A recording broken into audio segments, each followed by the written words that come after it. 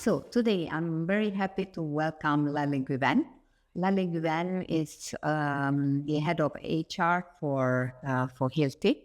She's leading Italy and all the Adriatic countries. Welcome. Thank you so much. Thanks for having me. So, Lale, you have been leading role in different positions for HR. Could you tell us about your experience and where were the challenges that you found during your career? Thank you. Very interesting question. So, of course, before taking on leadership roles, I had several roles in human resources. I always have done HR. I worked for companies like Philip Morris and Vodafone. And then my first, let's say, leadership role was in General Electric. And afterwards, I moved to Hilti in a real team leader role. So maybe I'll tell you a little bit about what happened after. Okay. So there are multiple aspects of this, if you ask me, because there is the part about being a woman at work, which we all know that the participation of women are still not at that 50-50 level that the population should naturally grant. Yeah. Exactly. But there is also the part about being in human resources. I find that there are still a lot of cliches about a lady and being in HR. And I think if you ask me, when I look back, the biggest challenges that I had were not about core job itself, because with a lot of preparation and with attention, those can be handled. But it was more about convincing people around me that about the worth and the value of the job that I do. And it's very interesting because I was never the first one in that role. I will give you some examples. I joined the Hilti Turkey organization. My boss was German, by the way. And then there, I think the first thing I needed to prove was as a manager of human resources, I am not the lady who sits and judges and distributes justice. That's not my job. So the first thing I had to do was to prove that our worth, our contribution is to balance the employee and the employer advocacy together, that I could be a trusted advisor to my peers, to my boss, and also I could be trusted by the employees on the ground. So this earning the trust, and playing the position really well, because when you get the titles, along with that, I think comes this natural respect that people show towards not you as an individual, but towards your title. But my biggest challenge was to prove that I am still Lale under that title. I didn't lose my humanity. I didn't lose my authentic personality. And I am there to support people, as I said, not to judge, not to punish, not to execute some processes. I've been very lucky with all of my peers, all of my managers so far, because they left me the room to do this, to be my authentic self.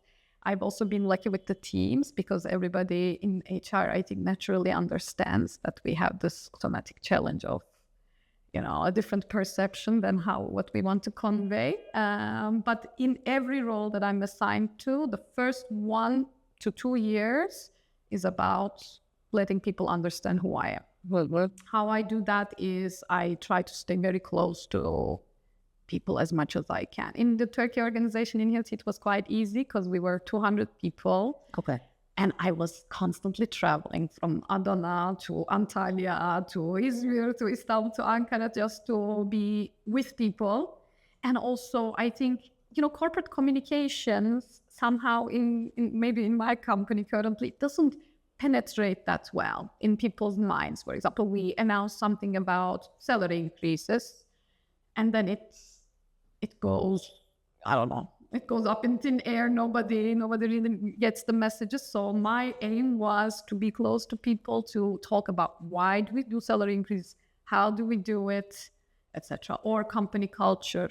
You could talk about culture from top down in a big town hall. There is only a small understanding. But when you are closer to people in smaller groups and start explaining that, then it's understood better and perceived better, I think. Talking about the role of HR, which it can go from through different cliches. For example,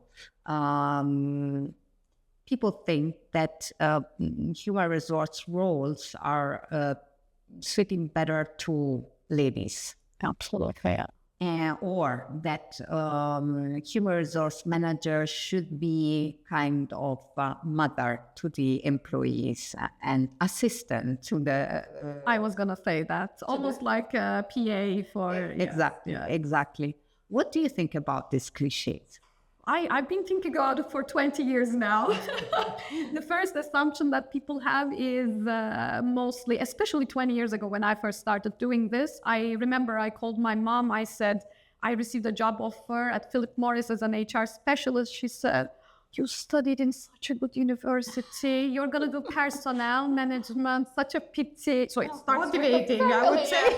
It starts with my family. So this convincing goes beyond what I just explained. What I think about these cliches, first of all, I think there's a fair, and we should be fair, because in the first years of human resources, when it was built, it was indeed handled by professionals who didn't necessarily have the background in HR.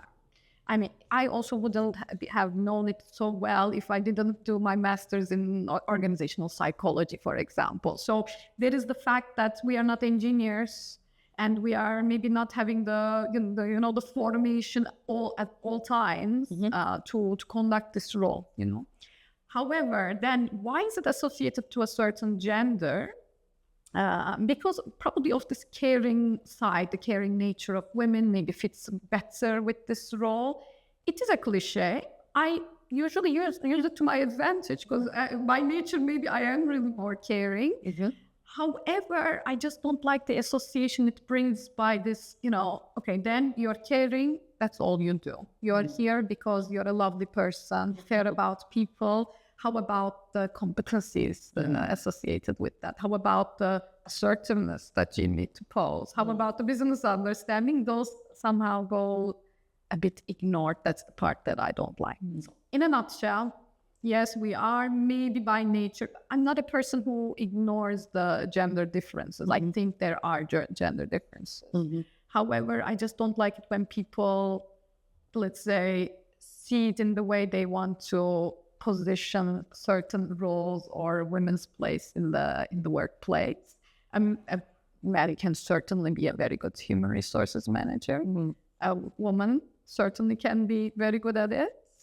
And I have seen both genders being very good at that. But what I have tried to prove in the roles that I've had was exactly your point. We also have certain competencies that maybe you, my dear peers, maybe you haven't studied and you studied and you don't know. You haven't had that experience. You don't have this in-depth knowledge that me and my team have. That part goes still a bit ignored. I think after 20 years, it's getting better. Slowly, definitely. And this, what we also use in Hilti as a terminology, which is the old terminology of business partnership.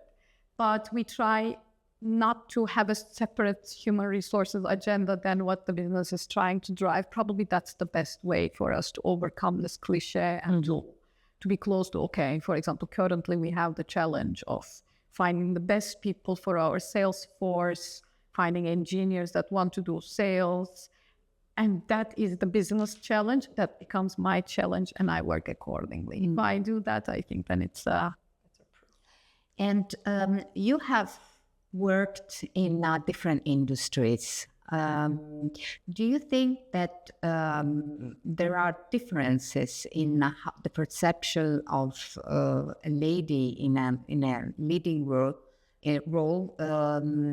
For example, in like Vodafone, in service environment, or in really heavy industrial environment, or energy, etc., where maybe the perception of the role of a woman could be different? That's an excellent question. When I was in Vodafone and also in General Electric, both our CEOs were women, by the way. You see, Turkey, right? Turkey. You see, stereotypes. Serpil Hanım in Vodafone and Canan Hanım, who I worked very closely with in General Electric. I was not very close to the CEO in Vodafone. So I honestly, by perception, it was very hierarchical as an organization. And I felt like people respected. I didn't hear any questioning of the power or the standing. I do remember a few conversations with John and Anando from General Electric, where we were talking about this boys club. And that maybe is a bit more prevalent in an industrial organization, because when you go to also the customer side, what is mirrored is also a lot of men, of course, leading the energy companies, industry companies. We had to deal a lot of with times with the government. So the governmental, power holders, they're all men. I didn't see her struggle. I think I can only think of this example. Sorry, I cannot generalize really, but I remember how she handled it very gracefully by, again, not trying to go into the unofficial networks. It's very difficult for us to get there. We cannot really go, and maybe I'm also, again, doing some cliches, excuse me, my dear male colleagues, but we don't really want to go into the discussions of football with them, or whenever we join an environment and in their circle, they start asking us about kids. So maybe we are a little bit really this Mars-Venus situation, but she handled it very gracefully by positioning herself as a leader of thoughts, inspirational for other women and supporting other women. And that's how I think she placed herself in an industrial company. So yeah, it is probably a bit more difficult, but there is a way, and she was very well respected as well. Talking about supporting ladies, do you think there are measurements that a private company can do in order to support ladies in reaching leadership positions? I have a few thoughts about this. First of all, when I was still a younger leader in my previous role, younger in the sense that maybe I didn't have this experience so much. I was working with the region head of Middle East Turkey Africa organization in Hilti, and we were talking about the fact that our pipeline was very dry when it comes to women representation. And why is it an issue? First of all, we did go through some studies that show that if you have less than 3 women or 3 of any minority underrepresented group, then it becomes difficult for that group to speak up, to contribute, and it brings about a feeling of loneliness, etc. So first we looked at the studies. Then we said, but we also do not want to artificially start promoting women. It's also not fair if you promote somebody, and what if it's not the best setup for them? What if it's too early, etc. So what we agreed on was we should start filling our pipeline. And then we started applying quotas, which was very controversial because starting with my male but also female colleagues, they said, you are taking on a very risky road, and it will be perceived as if we are pushing women just because they are women. And after a while I said, maybe we are. But it was not about us picking women just because of the gender. We were still pushing ourselves to go beyond the obvious CVs that reached out to us, but to go a bit more creative. New graduates, maybe who didn't have enough experience, but who studied engineering, did one internship in a relevant industry, females who would want to work for us. That's what we did. So we didn't really, what worked for me, at least in my career, was not to start artificially promoting women to fill the pipeline, but to bring in females at the very beginning, starting level roles in the company. Okay. To balance somehow the presence. Because if your bucket is empty, then how do you bring people to the upper levels? That bucket we needed to fill. Our goal was to reach 50-50 in the Middle East. 50% male, 50% Middle East, wow. This was all across the Middle East Turkey Africa organization, including Saudi Arabia, Qatar, Emirates, Turkey, South Africa. Initially, as I said, it was received with a shock. And then what we found out a few things. One is, anyways, recruiters, of course, by nature, we choose the easy path. If you receive more male CVs, then you bring to the candidates, to the managers, they are mostly males. So we started then with the proactive sourcing of females. That's the first thing that we have done. And secondly, we said until we reach a certain number, we are not hiring males anymore. Again, chaos at the beginning. But then it started to become natural, because we also discovered in the meantime that our team leaders had certain, prejudices in their heads. They said, but what if they get pregnant? Okay. Like, that happens. Sometimes we get pregnant. Yeah. That's how human race continues.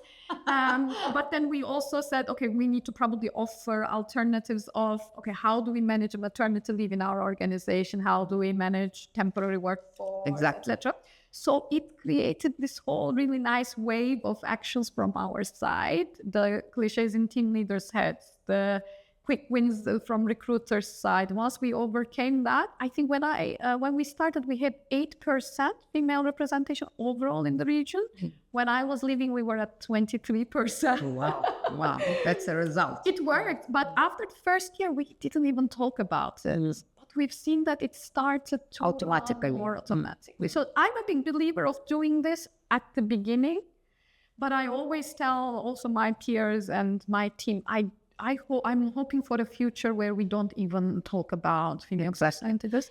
Also, just to add a big, let's say, recognition to the Italy organization now that I am leading. We don't talk about this anymore, but we are at 28% female. So I think here maybe still a way to go, but for a construction equipment company. Very good result. It is a very good result. Lale, talking about the facilitation of the introduction of ladies inside the companies, you know that in Italy there is a legislation that is for female quotas, the quota rosa. What do you think about the state or the government imposing a minimum quantity of females represented inside the company? Yes, I have to research this a little bit, and I think it's an excellent way. Why? Because I remember many years ago in Turkey, I was part of a task force that was managed by the Ministry of Family back in the time we had. And there was a heavy discussion around how do we increase female representation at work. Not even at leadership level, but at work. Everybody seemed to be very committed, but without that quota, I don't think we moved the needle much. So where I think this comes in handy is it's almost like a compass for the companies. Back to the previous example that I gave you for filling in the pipeline from the basics. If you do not do this quota approach, then it, I think, goes unnoticed. I think what gets measured gets done. So if you measure this, then in the end, companies will also commit in a more serious sense. And I think it's an excellent way. So you believe that also in Turkey should be introduced by legislation? Absolutely. If this is where we want to go, which I believe it is, because as I said, 10 years ago, there was already this discussion from the ministry. It wasn't initiated by private companies. It was by the task force. There was a minister managing this. So I believe it is an ambition level. How do you get there? If it's a nice to have, it's a good discussion, etc., it will always be secondary as a priority. Because let's also face it, when it gets to the core of things, then when it gets to real business running, sometimes we don't keep that in mind. And usually, because the glass ceiling still exists. I was doing also a bit of research the other day. I was like, does this glass ceiling topic, which we were talking about 20 years ago, does it still exist? And it still exists, by the way, not only in Turkey, all around the world. It's a sense that, the famous, not joke, but the famous reality that there are more CEOs named Joes than female CEOs. So this still exists in an environment like this. If our aim is equal representation, then I think it makes sense. We have to start from somewhere, right? I agree. And why do you think in Turkey was never introduced? I know my country. I think, first of all, it's never a priority. I think for us, we have different daily struggles, challenges. You know, sometimes I look back also to my childhood, my career in Turkey. There is always this daily struggle of making ends meet, building a company, sustaining it, being successful. Plus, in the end, we are still a very patriarchal. So we are also, you know, we respect women a lot. That comes from our history, but we respect women's place at home. As mother, as the, you know, dişi kuş, yuvayı dişi kuş yapar. The female bird builds the nest. Very good, very well. But I think we didn't move on from that significantly. I have a lot of friends and colleagues who made it to the top. Some of them with pain, some of them maybe with less pain.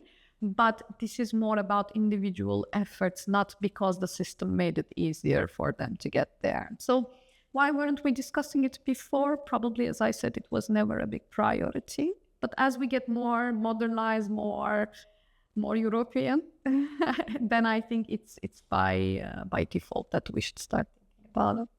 Very good. Now we have a member of our Italian team that would like to ask you a question. Excellent. She's curious about your international experience. Yes, I noticed that in your career you spent a few years in the Middle East as head of HR. So what kind of challenge, if any, did you face as a woman in a leadership position in that country, in that region? Palma, maybe you would like to introduce yourself also? Yeah, I am Palma, senior consultant at Kilpatrick Executive. Thank you so much for the question. And look, as I told you, I think Turkey is also, I wouldn't classify that classical Middle Eastern, but we are also a very patriarchal country. So honestly, I didn't get into a cultural shock moving to Dubai. What really works well is first of all, if you move with the title, I think the hierarchical respect is already there. So I will not tell you that I had tremendous challenges and I couldn't prove myself. That is not there. However, there are challenges that women experience at every level at work and social life in the Middle East. So I think these two cannot be really disconnected from each other. What are the challenges? In some countries, women are not allowed to work in a sales role because it's customer facing and you might be dealing with a man.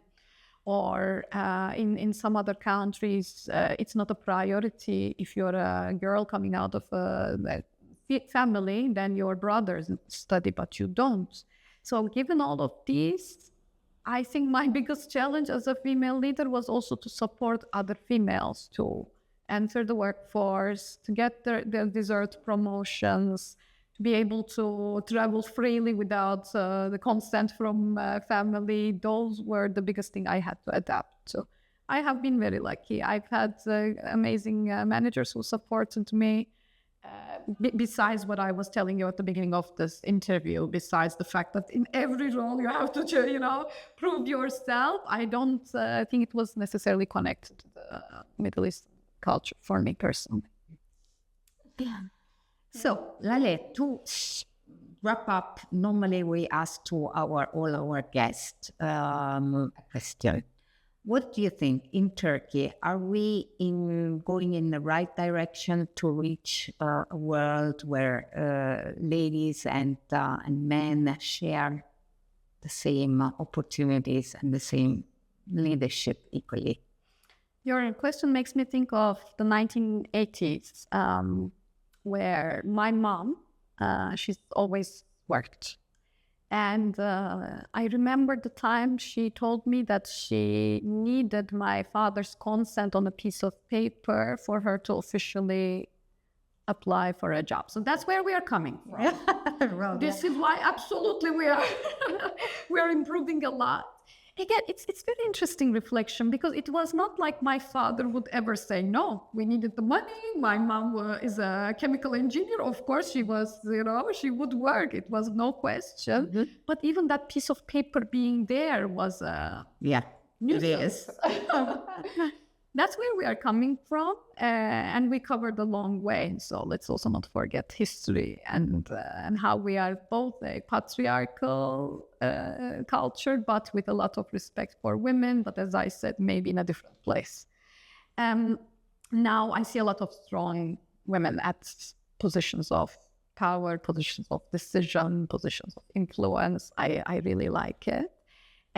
What we discussed before, government taking it a bit more seriously, probably not only for work, but at societal level, would, as I always think this, a society should also be sane and safe and nurturing for women, for them to also, it's the hierarchy of needs, for them to feel safe and then to focus at work. So I think we have a lot of good material in Turkey. For example, we have a lot of childcare support. If a woman wants to go to work, in Europe, it's much more difficult. There, in Turkey, it's easier to find your daily support if you need it for...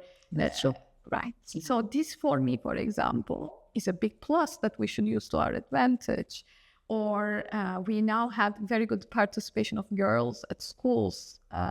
What needs to be probably better is more attraction of girls at technical schools, engineering schools. There we are still very slim. So once we build these foundations a bit further, I think we are on the right track. And why not the government supporting with if it's a quota, if it's taking it more seriously with the messages, if it's introducing other policies, I think it can be supported further. Okay. Thank you very much with this, also for this positive message of going in the right direction. And thank you very much for coming and sharing your experience. It was a pleasure. Thank you. And for you guys, stay tuned to our next episode.